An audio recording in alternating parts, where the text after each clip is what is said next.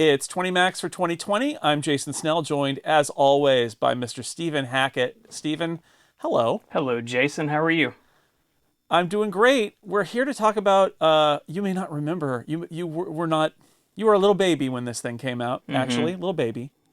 But a lot of people, a lot of smart people I know, consider it the pinnacle of the Mac. John Gruber, John Siracusa, Adam Engst, these people we talked to for the 25th anniversary of the Mac at Macworld, about the best Mac of all time.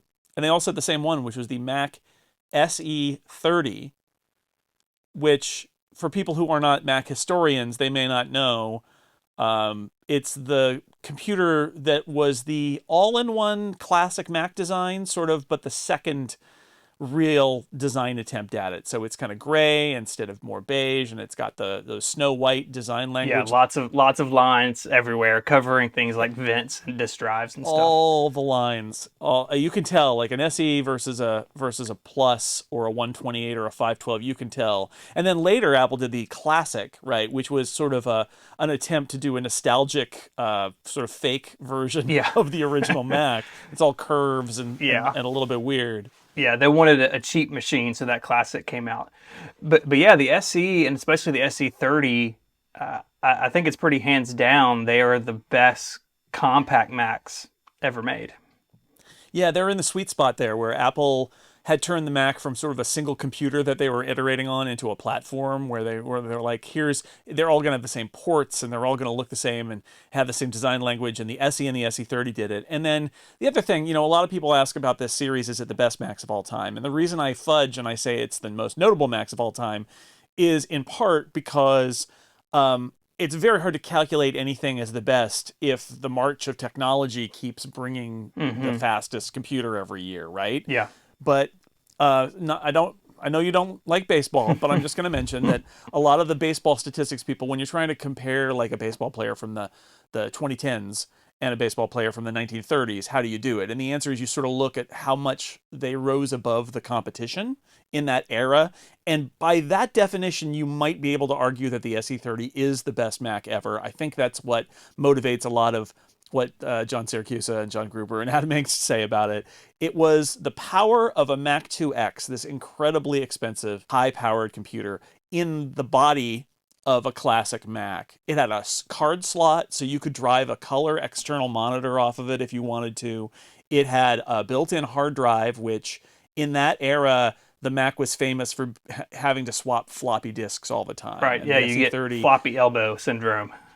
oh boy, it was really bad too. And the SE30 it came with a hard drive. Mm-hmm. Well, I guess it was designed with a hard drive spot, Yeah. which is nice. I think you could buy it without, but why would you Why? do that? Yeah, you're already buying the best compact Mac. Like, I feel like people who order these, if they had the money, would definitely outfit them with all this stuff. And it's amazing to me how much road Apple got out of that compact Mac design from the 128 all the way to the SE30.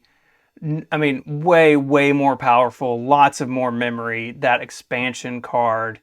I mean, Apple really did completely redesign it internally, but if you just walked by it on the shelf at your local computer store, you wouldn't necessarily know, the kind of the greatness that's beneath. And in a way, the SE and particularly the 30 is kind of a sleeper, right? It's kind of, yeah, it looks like these Macs that have been in before, and it's kind of old fashioned compared to the Mac 2 line. But if you were paying attention, you knew what it was and you knew that it was special. Exactly. And then if we gauge the length of service of those computers, I think that that's the other thing that makes you realize how good it was, is there were so many stories about SE30s being put to use for years later. I believe that a lot of, according to Adam Engst, a lot of Tidbit's web operations were run off of that SE30 for ages, for like a decade afterward. They just popped an Ethernet card into it and made it their web server and their list server. And you hear stories like that. Our mail server at Mac User when I started was an SE30 sitting in the corner because it just kind of churned away and was super powerful, and it lasted a long time as a perfectly functional Mac. So for all of that, all those reasons, right, mixed in the classic look and feel but with the evolved design, and the power of a Mac 2 inside that Mac SE30, expandability in a shape that you don't expect any expandability from. All of these reasons, I think, are why it makes sense that you can't talk about the most notable Macs without the SE and especially the SE30. Well-deserved placement on the list for sure. I think so. It's also the SE was the first Mac I ever bought, and the using a Mac SE at my college newspaper is what made me a Mac user. So how could I not represent the SE and the SE30 on the list? So there you go. Maybe you have an SE30 in your life, in your history, and if not, now you know why some people who are really into this stuff think it's the best. So don't sleep on the SE30, the best that 1989 could offer. Cool. That's 20 Macs for 2020. I'm Jason Snell. Bye, Steven. Bye, Jason.